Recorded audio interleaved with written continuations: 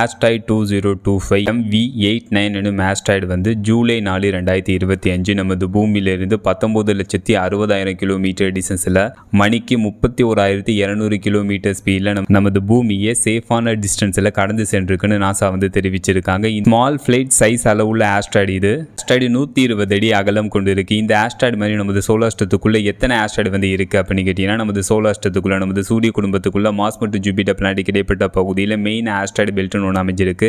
அந்த main asteroid பெல்ட்ல 1.7 million 17 லட்சம் asteroid வந்து அந்த மெயின் ஆஸ்ட்ராய்டு பெல்ட்ல வந்து அமைஞ்சிருக்கு. இந்த மாதிரி ஆஸ்ட்ராய்டு நமது சோலார் சிஸ்டத்துக்கு வெளியே வந்து அமைஞ்சிருக்கு அப்படின்னு கேட்டீங்கன்னா, எஸ் அமைஞ்சிருக்கு. நமது சோலார் சிஸ்டத்துக்கு வெளியே கைப்பர் பெல்ட்னு ஒன்று அமைஞ்சிருக்கு. அந்த கைப்பர் பெல்ட்ல நமது சோலார் சிஸ்டத்துக்குள்ள மார்ஸ் மற்றும் ஜூபிட்டர் பிளானட் இடைப்பட்ட பகுதியில் அமைஞ்சிருக்கிற மெயின் ஆஸ்ட்ராய்டு பெல்ட்ல உள்ள 1.7 மில்லியன் ஆஸ்ட்ராய்டை விட 17 லட்சம் ஆஸ்ட்ராய்டு விட அதிகமான ஆஸ்ட்ராய்டு வந்து நமது சோலார் சிஸ்டத்துக்கு வெளியே உள்ள கைப்பர் பெல்ட்ல வந்து அமைஞ்சிருக்கு. இதுல உள்ள எல்லா ஆஸ்ட்ராய்டும் நமது சூரியனை ஆர்பிட் பண்ணிட்டு இருக்கு. இதுல இருந்து ஏதாச்சும் ஒரு ஆஸ்ட்ராய்டு நமது பூமியை நோக்கி வருதா அப்படின்ட்டு சயின்டிஸ்ட் மற்றும் ஆஸ்ட்ரோனமர்ஸ் வந்து மானிட்டர் பண்ணிட்டு இருப்பாங்க. அந்த மாதிரி மானிட்டர் பண்ணிட்டு இருக்கிறப்ப தான் ஜூலை 4, 2025 ஆஸ்ட்ராய்டு 2025 MV89 எனும் ஆஸ்ட்ராய்டு வந்து நமது பூமியை சேஃபான டிஸ்டன்ஸில் கடந்து சென்றிருக்கு அப்படின்ட்டு நாசா வந்து தெரிவிச்சிருக்காங்க.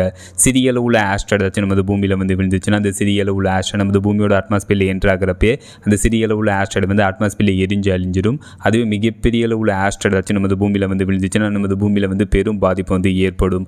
இப்போ எக்ஸாம்பிளுக்கு சொல்லணும்னா 66 மில்லியன் ஆண்டுகளுக்கு முன்னாடி ஒரு மிகப்பெரிய அளவுள்ள ஆஸ்ட்ராய்டு நமது பூமியில் வந்து விழுந்துச்சு. நமது பூமியில் விழுந்து அந்த மிகப்பெரிய அளவுள்ள ஆஸ்ட்ராய்டுனால டைனோசரோட இனத்தோடு சேர்த்து 80% உயிரினங்கள் வந்து நமது பூமியில் முற்றிலுமாக அழிஞ்சிச்சு. 66 மில்லியன் ஆண்டுகளுக்கு முன்னாடி நமது பூமியில் விழுந்த ஒரு மிகப்பெரிய அளவுள்ள ஆஸ்ட்ராய்டுனால நமது பூமியில் ஒரு கொடூரமான அழிவு வந்து ஏற்பட்டுச்சு. அதனால ஏதாச்சும் ஒரு ஆஸ்ட்ராய்டு நமது பூமியை நோக்கி வருதா அப்படின்ட்டு சயின்டிஸ்ட் மற்றும்